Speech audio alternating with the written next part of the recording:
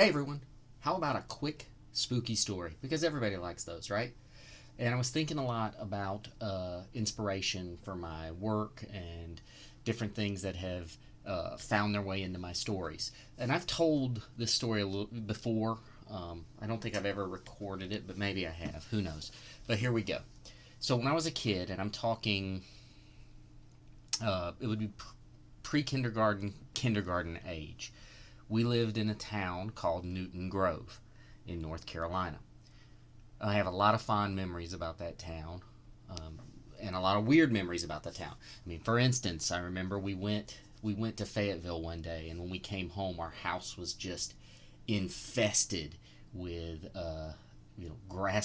flying locusts, grasshoppers. They were every. I mean, they were carpeting everything. And I remember we had a lake out behind our house where everyone told me that a boy had drowned and that he haunted that lake. And I remember that we had the barn across the street from our house was infested with rats.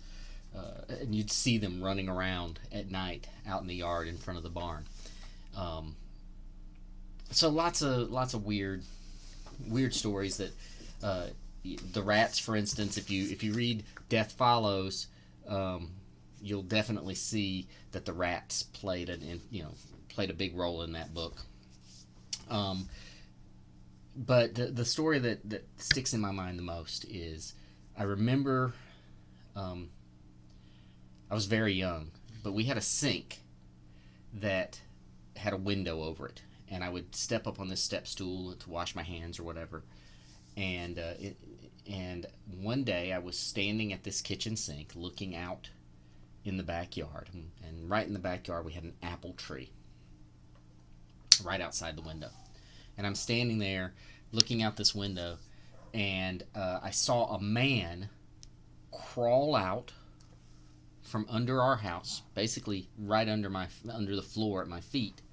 He crawled out from under the house, went to the apple tree, picked an apple, and then got back down on his hands and knees and crawled back under the house.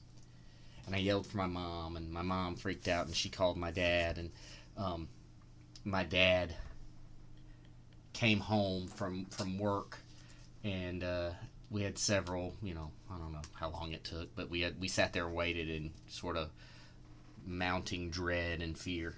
And my dad got home, and when he went under the house to see what was going on, and the guy was not there, but there were apple cores everywhere, and he said it looked like someone had been living under the house for a while, and that has stuck with me all these years. He never came back that I know of. I mean, who knows? Maybe he did, but it stuck with me for all these years. I think a lot of it definitely influenced books like Death Follows, which I showed you.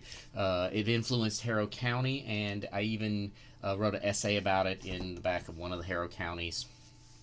Um, but it's just one of the many examples of the weird things that have happened that I have incorporated in some way into my stories. I think the Skinless Boy, for some reason, I think the Skinless Boy in Harrow County is definitely inspired by this guy that was crawling under the house.